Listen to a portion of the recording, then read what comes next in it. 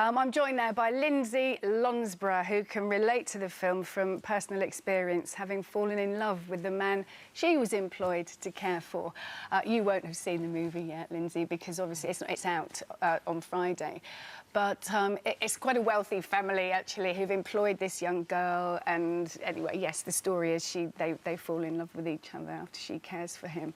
How did you first meet Mark?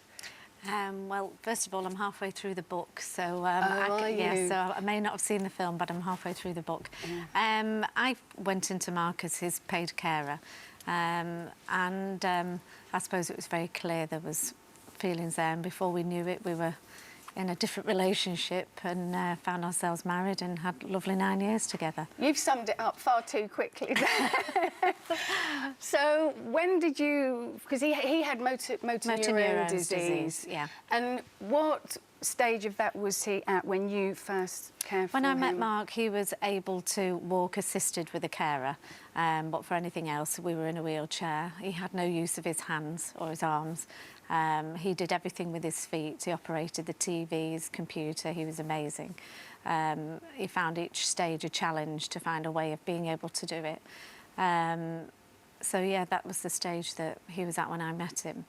And how was it when you first met him? Did you instantly get on? He had an amazing personality that everybody loved. And he said to me when I very first met him, he said, "You lit up the room when you arrived." And we just got on extremely well. But when you're caring for someone very closely, you know, there's a lot of intimate things going on. I suppose if there's feelings there, then, you know, it's very difficult. Although it's the sort of intimate things that in another sort of relationship you wouldn't even think of having to do, would you really? No, and that's inappropriate within the job that I'm in, but, you know, it's very difficult when those feelings are there to ignore them. I remember Mark saying, when we realised that there was something there, that he had nothing to offer me.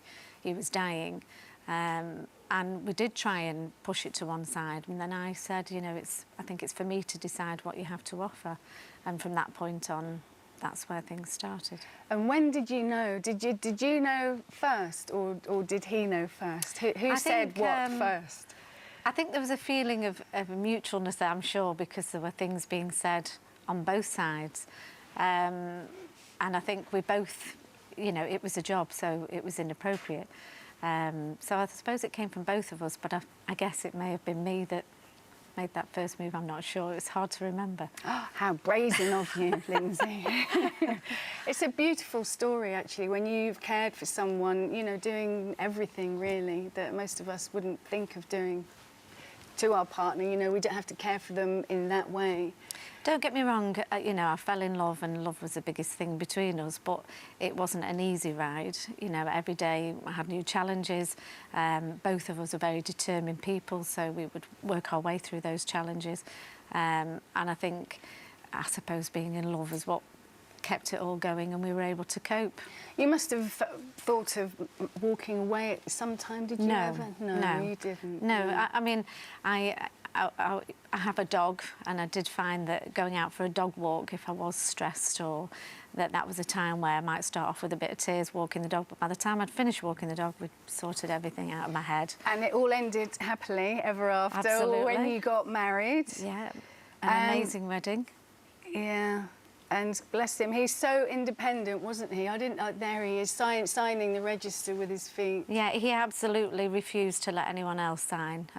He felt like that, he wanted to do that.